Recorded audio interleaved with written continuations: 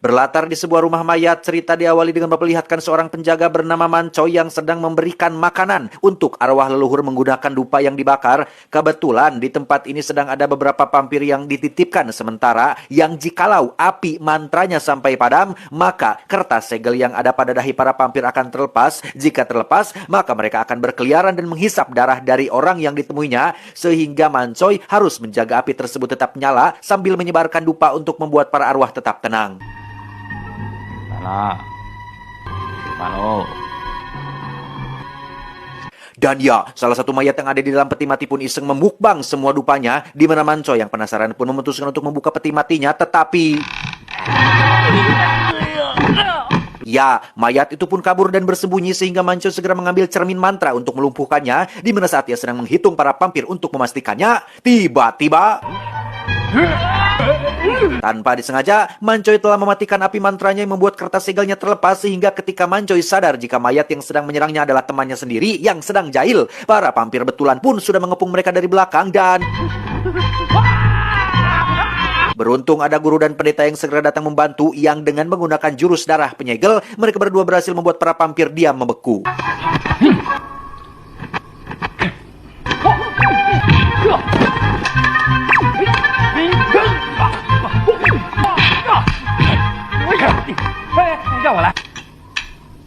Setelah selesai, pendeta pun segera menggiring pampir-pampir miliknya untuk pulang kembali ke kediamannya, sementara sang guru yang bernama Guru Gao pun nampak jengkel kepada salah satu muridnya yang jahil bernama Cao Seng, yang jika dia tidak berulah, mungkin kejadian barusan tidak harus terjadi.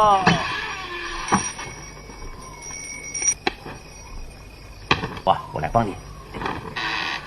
Keesokannya, Guru Gao terlihat mengajak Mancoy ke kota untuk bertemu dengan seorang juragan yang kebetulan memiliki seorang anak gadis berusia 18 tahun bernama Ting Ting, yang cukup membuat Mancoy menjadi salting. 你们说的话就可以相信吗？ 当然了。 Maksud dari pertemuan ini adalah si juragan meminta Guru Gao untuk membongkar kembali kuburan ayahnya dan memindahkannya ke lokasi lain karena menurut peramal pribadinya, hal itu bisa mendatangkan hoki alias keberuntungan. Sempat ragu-ragu untuk melakukannya, Guru Gao akhirnya menyanggupinya juga. Keesokan siangnya, Guru Gao dan keluarga juragan melakukan upacara pembongkaran makam ayahnya, yang sembari menunggu makamnya selesai dibongkar, Guru Gao pun bertanya terkait hubungan si peramal dengan ayahnya si juragan semasa masih hidup, karena Guru Gao curiga jika ucapan si peramal bukanlah suatu bentuk nasihat, melainkan hanya memanfaatkannya saja.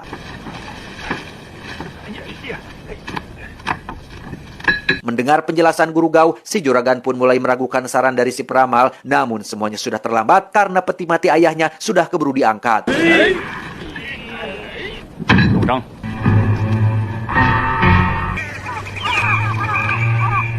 Si juragan pun menyesal dan meminta Guru Gao untuk menguburkannya kembali, namun hal itu sudah tidak bisa sebab kuburannya telah hancur dan tidak memenuhi syarat lagi, sehingga sambil menunggu waktu dan tempat yang cocok untuk lokasi makam baru, maka jasad ayah si juragan pun akan disimpan di rumah mayat untuk sementara waktu.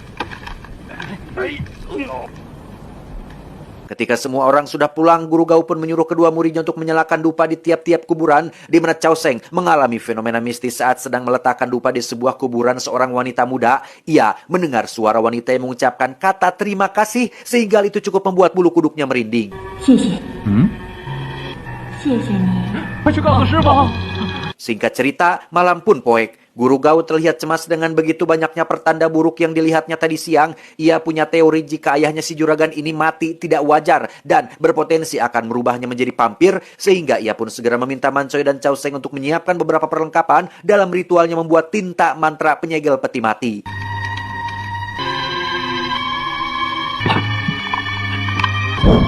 Selesai dengan ritualnya, Mancoy dan Cao Seng pun disuruh membuat garis menggunakan tinta mantranya. Hal itu bertujuan untuk menyegel jasad ayah si juragan agar tetap berada di dalam peti mati kalau suatu waktu ia berubah menjadi vampir.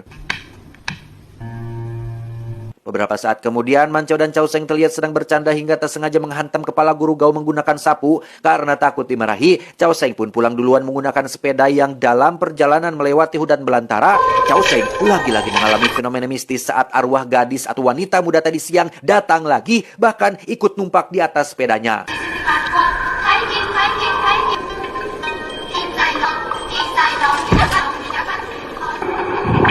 Keesokannya ketika Guru Gao berkunjung ke rumah si juragan, terlihat Mancoy dan Chow Seng juga ikut ke sana demi bisa bertemu dengan Ting Ting, di mana seorang kepala polisi setempat ternyata juga sama-sama naksir kepada Ting Ting. Sehingga ketika ia terlalu mendominasi permainan, Mancoy dan Chow Seng pun memutuskan untuk mengerjainya dengan cara mencabut satu helai rambutnya, lantas pergi bersembunyi di luar, membungkus rambut tersebut dengan kertas mantra yang kemudian ditelan oleh si Mancoy. Persis seperti santet atau sihir boneka voodoo, kini apapun yang Mancoy lakukan akan diikuti oleh si kepala polisi, sehingga inilah yang terjadi. 一巴掌。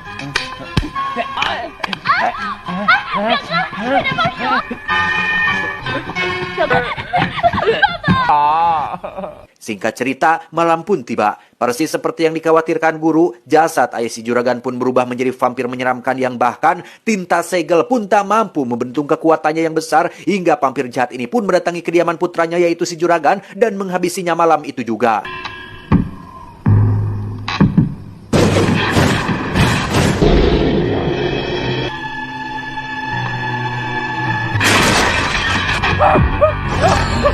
Keesokan paginya rumah si juragan pun sudah dipenuhi oleh warga dan para polisi, di mana si kepala polisi pun memanfaatkan situasi tersebut untuk caper kepada Ting Ting dengan mengatakan bahwa dirinya akan segera menangkap pelakunya. Yang tak lama muncullah Guru Gao yang datang untuk memeriksa jasad si juragan, yang setelah melihat 2 bekas luka tusukan di lehernya, ia pun menyimpulkan jika si juragan tewas akibat gigitan vampir. Karena tak mungkin menceritakannya di depan umum, Guru Gao pun mencoba menjelaskannya dengan cara lain, namun si kepala polisi yang caper ini pun malah mengambil kesimpulan sendiri yang benar-benar konyol ketika dia menuduh Guru Gao sebagai pelakunya hanya gara-gara memiliki kuku jari yang panjang.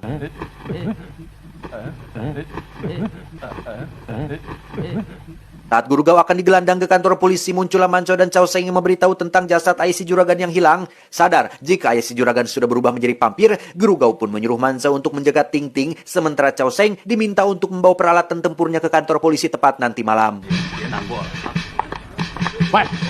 Malam harinya di penjara, si kepala polisi pun memaksa Guru Gao untuk mengaku ia menancapkan besi panas bertuliskan preman, yang ternyata itu hanyalah simulasi saja.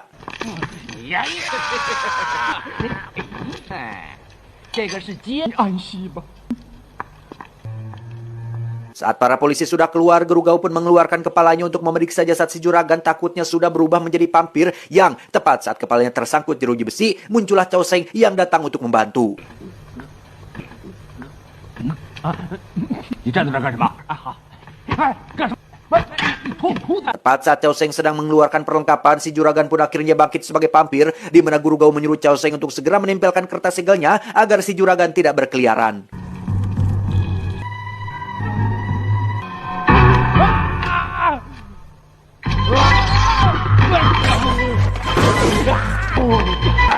Ketika Chow Seng sudah berhasil menyegel si juragan, itulah si kepala polisi pun datang setelah mendengar ada keributan, di mana ia tak sengaja melihat Chow Seng sedang bersembunyi dan dengan bodohnya malah mengambil kertas segelnya, sehingga inilah yang terjadi. 小心你后面，后面是我表姨夫啊！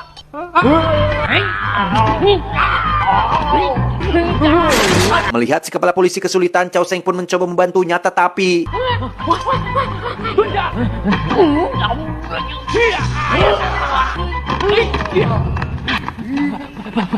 si kepala polisi pun kembali diserang, sehingga ia terpaksa melemparkan kunci selnya kepada Guru Gao yang membuat kepala beliau lagi-lagi tersangkut. Namun Chow Seng berhasil menyegel si juragan tepat waktu.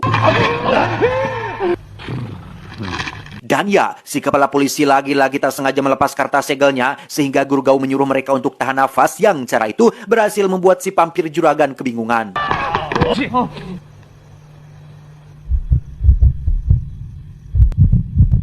Karena sudah tak tahan, Guru Gao pun terpaksa mencubit si kepala polisi agar dirinya bisa keluar dari dalam sel, sehingga itu memberikannya waktu untuk mengambil peralatan tempurnya dan membakar habis si vampir juragan untuk menghentikan teror tersebut.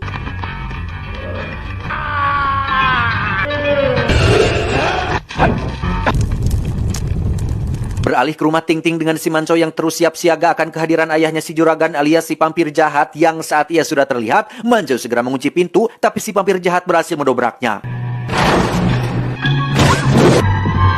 Sesuai yang sudah diajarkan Guru Gao, Mancoy pun menyuruh Ting Ting untuk tahan nafas, yang memang di dalam PCCU alias Vampir Cina Cinematic Universe, para vampir hanya bisa mendeteksi keberadaan manusia berdasarkan nafas mereka. Namun tetap saja hal ini cukup menyulitkan karena nafas manusia sangat terbatas. Dan ya, Mancoy berhasil menyumbat kedua hidung si vampir jahat menggunakan 2 batang kayu, namun itu tak bertahan lama setelah beliau bersin dan melepaskan penyumbatnya, di mana Guru Gao dan yang lain pun akhirnya tiba di sana dan berhasil membuat si vampir jahat kewalahan dan kabur dari lokasi tersebut.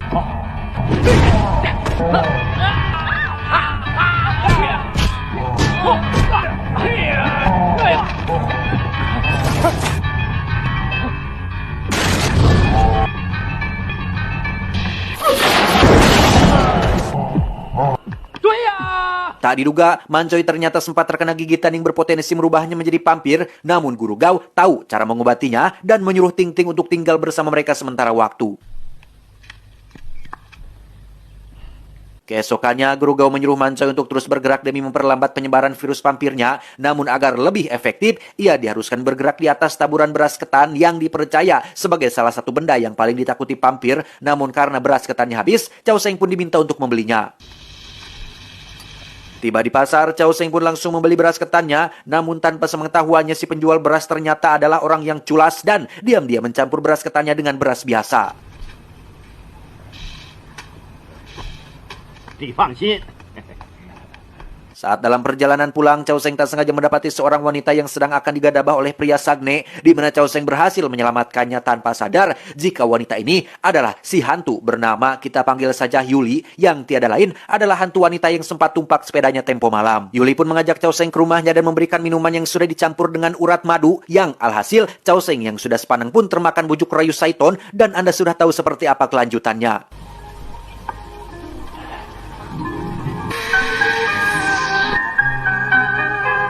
Keesokan paginya, Cao Seng pun datang membawa kertas ketannya, di mana Guru Gao mendapati leher Cao Seng terdapat bekas tanda merah dan bertanya kemana saja dia semalaman. Namun karena Cao Seng masih lelah dan mengantuk, ia pun tidur tanpa memberikan jawaban apapun. 我问你，你跟谁一块避雨啊？ Malam harinya, Guru Gao yang curiga pun diam-diam menuliskan mantra pada tubuh Cao Seng, yang ketika ia sudah bangun dan izin pulang, Guru Gao pun membuntutinya dari belakang dan mendapati Cao Seng pergi ke rumah kosong untuk menemui Yuli, si hantu wanita. Dan ya, berkat tulisan mantra yang ada pada dadanya, Yuli pun terpental jauh saat akan memeluk Cao Seng, di mana ia dengan cepat menghapus mantra tersebut agar mereka berdua bisa kembali bermesraan. Guru Gao yang sedang mengintip pun membuka mata batinnya untuk bisa melihat sosok asli Yuli yang ternyata sangat buruk rupa sekali. Lantas ia pun memandikan pusakanya dengan sinar terang rembulan dan langsung melakukan pengusiran agar Yuli kembali ke habitatnya.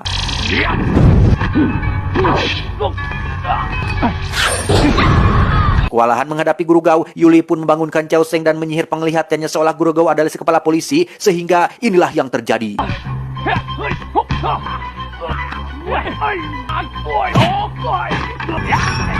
Karena Guru Gao terus menyerangnya, Yuli akhirnya kabur dengan diiringi badai yang merusak seisi rumah tersebut, di mana Cao Seng yang sudah sadar pun menganggap jika yang terjadi barusan hanyalah mimpi, sebelum akhirnya Guru Gao menggamparnya dengan cukup keras. Setibanya di rumah, Guru Gao memerahi kedua muridnya yang dianggap tidak berguna, yang karena yakin Yuli akan muncul lagi, Guru Gao pun berjaga di depan pintu masuk lengkap dengan pakaian siap tempurnya. Dan benar saja, Guru Gao pun mulai mendeteksi adanya kemunculan makhluk halus, sehingga ketika Yuli menampakkan dirinya, terjadilah pertarungan di antara mereka berdua.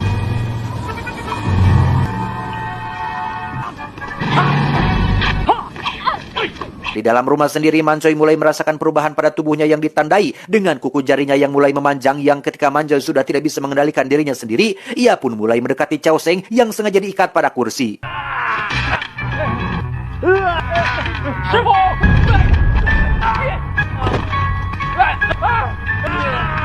Menyadari laki-laki idamannya sedang berada dalam bahaya, Yuli pun segera masuk untuk menolong, di mana Guru Gao masih saja menyerang Yuli sampai akhirnya ia pun menghentikan serangannya setelah Cao Seng memohon untuk tidak membunuhnya karena berkat Yuli lah ia selamat dari gigitan Mancoy barusan. 你看吧，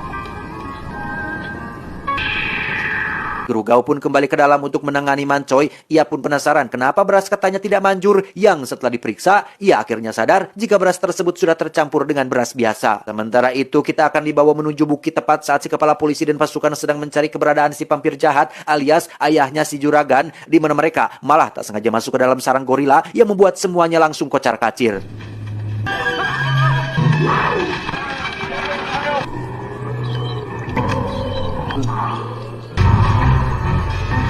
Kembali ke rumah Guru Gau setelah dilakukan penanganan yang tepat, Mancoy akhirnya berangsur pulih. Tak lama, muncullah si kepala polisi yang membawa kabar jika si vampir jahat sudah berkeliaran di kampung dan berhasil memakan satu korban jiwa. Yang setibanya Guru Gau di sana, ia pun segera menyuruh warga untuk membakar jasad tersebut untuk mencegahnya berubah menjadi vampir. Di rumah sendiri, para murid terlihat sedang menaburkan beras ketan untuk mencegah vampir jahat masuk ke dalam rumah, di mana korban jiwa yang saat ini sedang dibakar rupa-rupanya adalah suatu bentuk pengalih perhatian agar si Guru Gau tidak berada di rumahnya, sehingga vampir jahat yang ingin menghabisi keturunannya pun bisa mendatangi Ting Ting tanpa ada gangguan dari Guru Gau.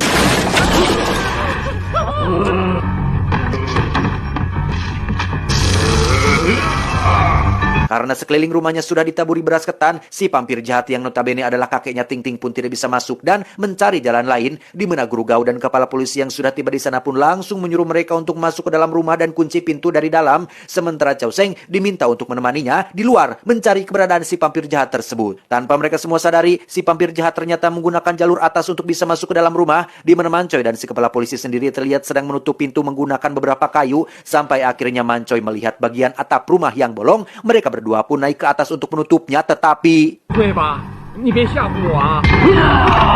berbeda dengan vampir-vampir kroco, kakek Ting Ting ini rupanya sudah dikuasai oleh dendam sehingga membuat tubuhnya bergerak lebih cepat, gesit, dan lincah. Di mana saat mereka berdua sedang mencari jalan keluar, si kepala polisi masih saja memanfaatkan kesempatan dalam kesempitan yang membuat situasi menjadi semakin runyam.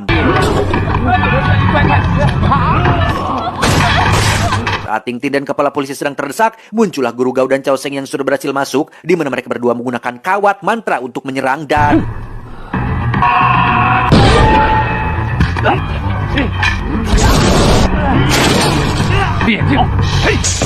tak lama, datanglah si pendeta bersama pasukan vampir kroconya yang dengan kekuatan pengendalinya, si pendeta pun mencoba memojokkan si vampir jahat, tetapi karena ia terlalu kuat, para vampir kroco pun tak mampu mengalahkannya.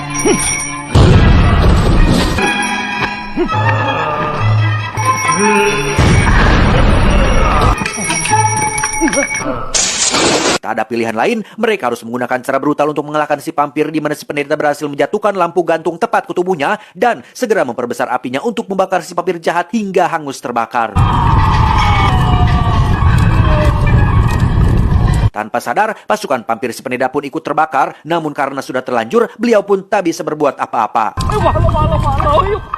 Tamat, ending yang cukup mempampirkan.